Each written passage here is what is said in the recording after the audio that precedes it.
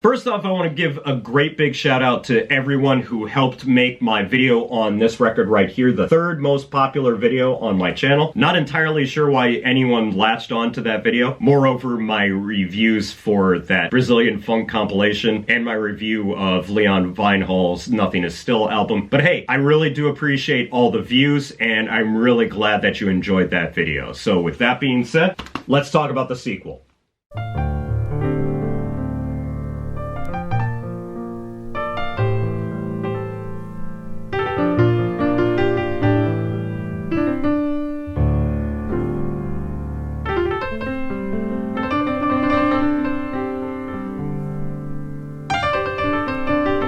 Everybody, this is Sean of Raw Select Music. Today I want to talk about this compilation right here. This is J-Jazz, Deep Modern Jazz from Japan, 1969 to 1983, Volume 2, released on BBE Records in 2019. Now, I was a huge fan of Volume 1, so after hearing that BBE Records was going to be putting out a sequel to that record, it was kind of a no-brainer for me that I was going to pick this guy up eventually. And now that I've given this compilation quite a few listens, I wanted to share my thoughts and opinions of it with you guys and let you know whether or not I think it's worth checking out. So with that being said, let's talk about this guy.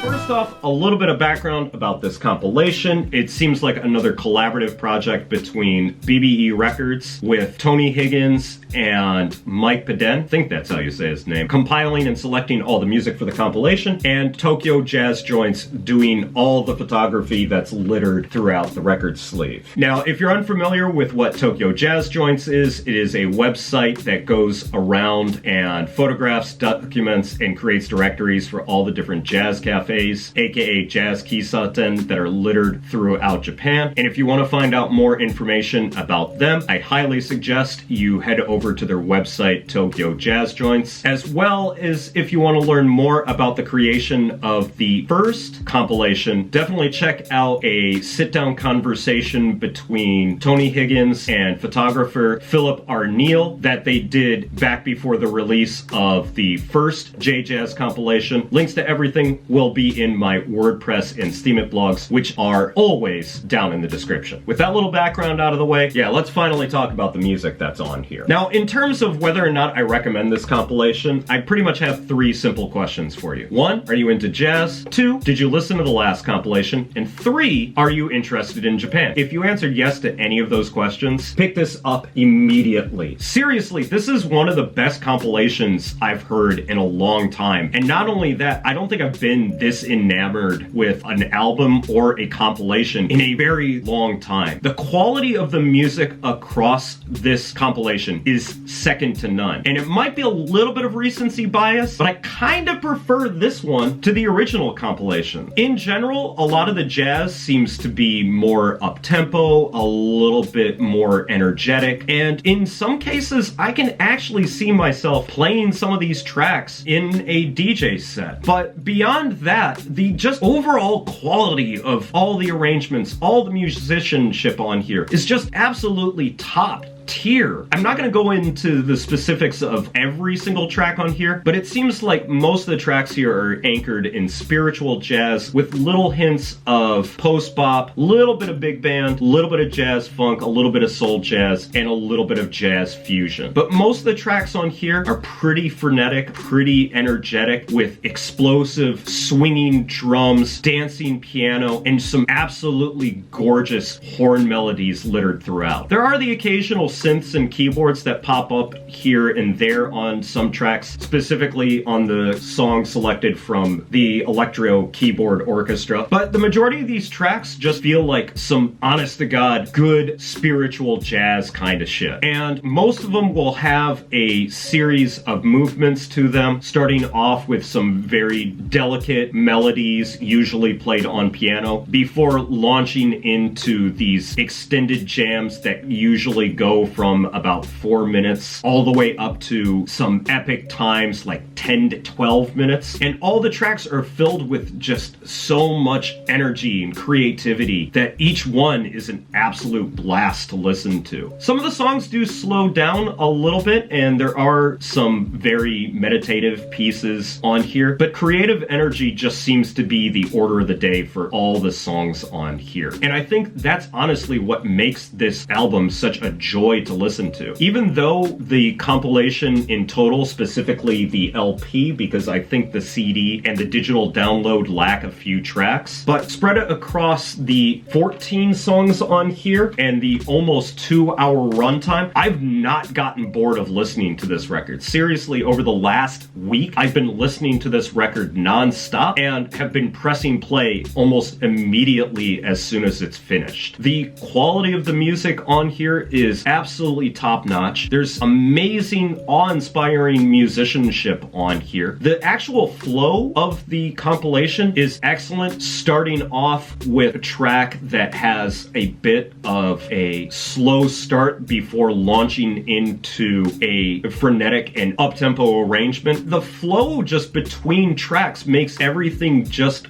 work as a very cohesive listening experience. It's beautifully sequenced in that regard. If you're really nerdy about finding out more of all the different artists, there are extensive liner notes in the gatefold that you can check out for yourself, as well as an insert that lists all the musicians when the record came out and is also littered with that beautiful photography from Tokyo Jazz Joints.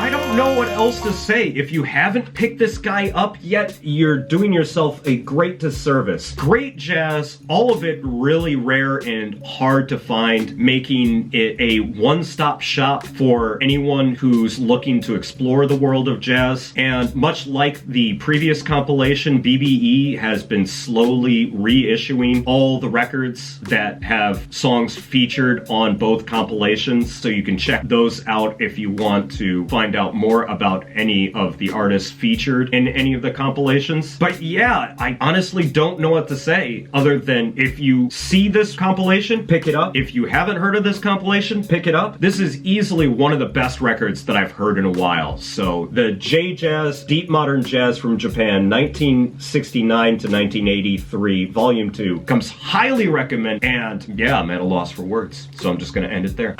So that's going to be it for me today, guys. Thanks as always for watching. If you've checked out this compilation, let me know what you thought about it down in the comments below. If you want to hear songs from this compilation for yourself, please head over to my WordPress or Steam It blogs, because that's where I will be posting links to records like this one or any of the other records that I talk about on this channel. Also, make sure you head over to my Mixcloud. There you can check out Raw Select Radio, the audio component of this YouTube channel. Links to everything, as always, down in the description. But that's going to be it for me today, guys. Thanks as always for watching, and I will catch you in the next video. So until then, peace out!